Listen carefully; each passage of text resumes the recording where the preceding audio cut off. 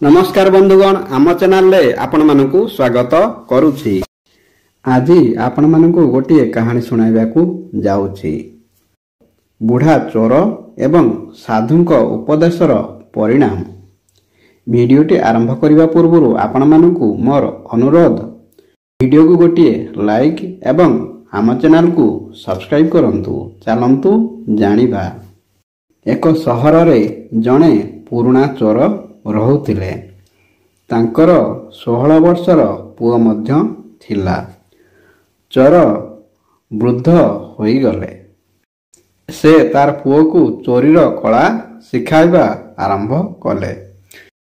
किछि दिन मध्यरे पुओटी चोरी कलारे पारंगम होई गला। उभय बापा एवं पुओ आरामदायक जीवन यापन करुथिले। दिने चोर तार पुओ को कहिला, देख पुओ, साधु एवं सन्थक कथा सुनिबा उचित नुहे। जदि केही महात्मा कौनसी स्थान रे प्रवचन करुथांती तेबे आंगुठी कानरे रखी एवं सेठारु पळाई आसिबु। बुझिलु पुओ? पुओ कहिला, हाँ बापा, मु बुझी पारिली। दिने पिलाटी भाबिला, आजि राजांक घरकू चोरी करिबाकू जिबी। एहीपरि भाबी से राजांक घरकू जिबा पई बाहरिला। किछि दूर जिबा परे से देखिले जे किछि लोक रास्ता कड़रे ठिया होइछन्ति। से जणे जाउथिबा व्यक्ति को पचारिले, काहींकि एते लोक एकाठी एठारे होइछन्ति? लोकटी उत्तर देला, जणे महात्मा सेठारे प्रवचन देउछन्ति। यहा सुनी से आश्चर्य होई गले।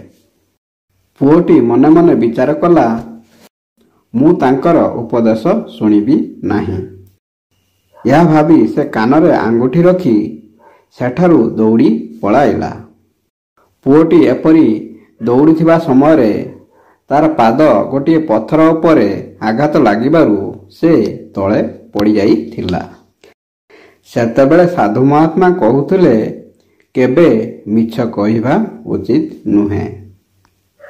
जेउ व्यक्ति को लुण खिया जाए तांक विषय केबे भी खराब भाविबा उचित नुहे। जेउ व्यक्ति एही दुईटी कथा मानि थाए से सर्वदा खुशी रे रुहे।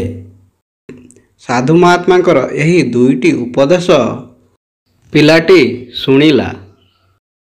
से शीघ्र उठी कान बंद करी राजांक प्रसाद आड़कू गला। सेठारे पहुँचिबा परे से भीतर को जीवाकू इच्छा करिबा मात्रे सेठारे बसिथिबा रखी तांकू बाधा देई कहिला, अरे तुमे केउठा को जाउछ? तुमे किए? पुओटी महात्मा को उपदेश को मने पकाइला। मिछ कहिबा उचित नुहे। चोर पिलाटी भाबिला, आज सत कहिबाकू चेष्टा करिबी। से रखी को उत्तर देले, मु जणे चोर, मु चोरी करिबाकू जाउछि। रखी चोर को कहिले, ठीक अछि जाओ। से भाबिले से राजप्रसादर जणे सेवक, मजा थटा करुछि। चोर सत्य कहिबा परे राजभवन रे प्रवेश कला। एक कोठरी रे प्रवेश कला। सेठारे बहुत टंका एवं अलंकार देखि तांको हृदय आनंद रे परिपूर्ण हेला। से समस्त टंका एक ब्याग रे भर्ती करी अन्य कोठरी रे प्रवेश कला। सेठारे एक रोषेई घर थिला। सेठारे अनेक प्रकार खाद्य रखा जाई थिला। से खाद्य खाइबा आरंभ कला। खाद्य खाइबा परे से ब्याग उठाई चालिबा आरंभ कला। जेतेबेले से महात्मा को उपदेश को मने पकाइला, जार लुण खाइछ तांको विषय खरा भाबिबा उचित नुहे। चोर पिलाटी भाबिला, मु खाइथिबा खाद्य रे लुण मध्य थिला। जणे एहाकू खराब अनुभव करिबा उचित नुहे। या भाबी से बैगटी को रखी फेरी गला। रखी पुणी पचारिले, कौन हैला? तुमे चोरी कल नाही काहींकी?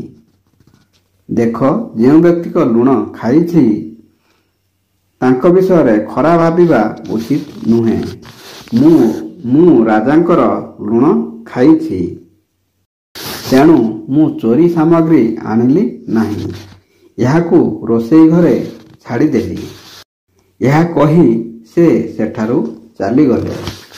ରକ୍ଷୀଟି ଅନ୍ୟପଟେ ଚୋର ଚୋର ଚୋର ଧର ଧର, ଚୋର ଚୋର ଚୋର ଚୋରି କରି ନେଇଯାଉଛି ବଡ଼ ଜୋରରେ ହୁଡ଼ି କଲେ। ରାଜାଙ୍କର ଅନ୍ୟ ରକ୍ଷୀମାନେ ଚୋରଟିକୁ ଧରି ରାଜାଙ୍କ ପାଖରେ ଉପସ୍ଥାପନ କଲେ। ଯେତେବେଳେ ରାଜା ସେ ଚୋରଟିକୁ ପଚାରିଲେ, ଚୋର ପିଲାଟି ରାଜାଙ୍କୁ କହିଲା, ଯେତେବେଳେ ମୋତେ ରକ୍ଷୀ ପଚାରିଲେ ତୁମେ କ'ଣ ପାଇଁ ଆସିଛ, ମୁଁ ସେତେବେଳେ ସତ କଥା ରକ୍ଷୀକୁ କହିଥିଲି ଯେ ମୁଁ ଚୋରି କରିବାକୁ ଆସିଥିଲି। ତୁମର ଟଙ୍କା ଅଳଙ୍କାର ଚୋରି କରିବା ସହିତ ତୁମର ଖାଦ୍ୟ ମଧ୍ୟ ଖାଇଲି। ସେହି ଖାଦ୍ୟରେ ଲୁଣ ମିଶିଥିଲା। ଯେତେବେଳେ ରକ୍ଷୀଟି କହିଲା ଚୋର ଚୋରି କରି ନେଇ ପଳାଇ ଯାଉଛି, ଠିକ୍ ସେତିକି ବେଳେ ଅନ୍ୟ ରକ୍ଷୀମାନେ ଚୋରଟିକୁ ଧରିନେଇ ଚୋରକୁ ରାଜାଙ୍କ ପାଖରେ ହାଜର କରିଥିଲେ। ରାଜା ଚୋରଟିର କଥା ଶୁଣି ସାଧୁଙ୍କ ଉପଦେଶକୁ ମାନି ସେ ସବୁ ତାର କାର୍ଯ୍ୟ କରିଥିବାରୁ ରାଜା ଖୁସି ହୋଇ ତାକୁ ରାଜଦରବାରରେ ଗୋଟିଏ ଚାକିରି ଦେଇଥିଲେ। ଯେତେବେଳେ ସେ 2-4 ଦିନ ଘରକୁ ନ ଆସିଲେ, ତାଙ୍କ ପିତା ଚିନ୍ତିତ ହେଲେ ଯେ ତାଙ୍କ ପୁଅ ଧରା ପଡ଼ିଛି। କିନ୍ତୁ ଯେତେବେଳେ ତାଙ୍କ ପୁଅ 4 ଦିନ ପରେ ଫେରିଆସିଲା, ବାପା ପୁଅର ସୁନ୍ଦର ପୋଷାକ ପିନ୍ଧିଥିବା ଦେଖି ଆଶ୍ଚର୍ଯ୍ୟ ହୋଇଗଲେ।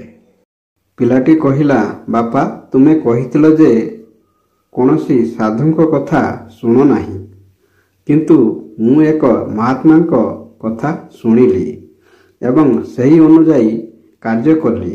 ତେଣୁ ସତ୍ୟର ଫଳ ଦେଖ, ମୁଁ ରାଜପ୍ରସାଦରେ ଭଲ ଚାକିରି ପାଇଲି। ବନ୍ଧୁଗଣ, ଭିଡ଼ିଓଟି ଭଲ ଲାଗିଲେ ଭିଡ଼ିଓକୁ ଗୋଟିଏ ଲାଇକ୍ ଏବଂ ଆମ ଚ୍ୟାନେଲକୁ ସବସ୍କ୍ରାଇବ୍ କରିବାକୁ ଭୁଲିବେନି। ଧନ୍ୟବାଦ। ଜୟ ଶ୍ରୀକୃଷ୍ଣ।